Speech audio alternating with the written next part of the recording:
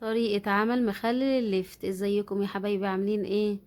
هنعمل النهاردة مع بعض طريقة عمل مخلل الليفت بتكات هتخليه تاكليه تاني يوم وهيبقى معاكي بالشكل الجميل ده. وان شاء الله تجربي النتيجة وتعجبك، تجربي الطريقة وتعجبك. بصوا الليفت بقى وجماله حلو جدا من تاني يوم تخليل. عندي هنا كمية من الليفت قطعتها، غسلتها كويس وقطعتها بأي طريقة حضراتكم عايزينها، وضفت عليها 3 معالق كبار من الملح ومعلقة كبيرة من السكر. يعني السكر دي اول اضافة هتخلي المخلل معانا مقرمش وحلو جدا. وبعد كده هنضيف عليه معلقة كبيرة من هريسة الشطة.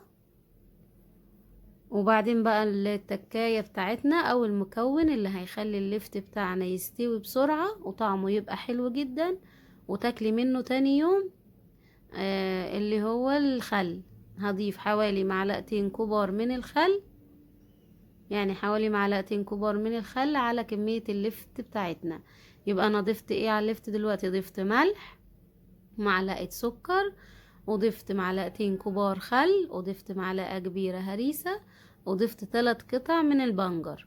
هقلب اللفت كويس بالملح والهريسة والحاجات اللي احنا حطيناها، هقلبها كويس كده معاه. وعندي طبعا في الفترة دي عندي بطرمان غسلته كويس وعقمته ونشفته. لازم تنشفيه كويس من المية علشان المخلل بتاعك ما يعملش ريمة خالص. والمكون اللي هيخلي بقى اللفت ما يعملش ريم خالص ويستوي معاكي وتاكلي منه تاني يوم وتطلعي اللفت بتاعك، اللي هو المية اللي بتغلي او المية السخنة. انا هحط كمية اللفت بتاعتي كلها هضيفها هحطها في البطرمان. ما تنسوش تعملوا الاشتراك ولايك وتدوسوا على زر الجرس علشان يوصل لكم الاشعار باي فيديو بنزله. هحط الكمية كلها في البطرمان بتاعي كده. وبعد كده بقى هنحط التكاية الاخيرة اللي هتخلي اللفت بتاعنا لونه هيبقى حلو جدا وطعمه جميل وهيستوي معانا تاني يوم، اللي هي المية السخنة. اللي هي المية السخنة يا جماعة، يعني احنا نغلي مية وبعد كده نرجع بقى ايه نحطها على اللفت. المية اللي انا ضفتها دي مية سخنة، هتجربوها على اللفت وان شاء الله الطريقة هتعجبكم جدا.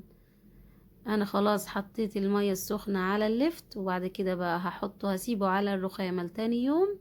وبعد كده هرجع اصور مع حضراتكم تاني يوم المخلل بتاعنا.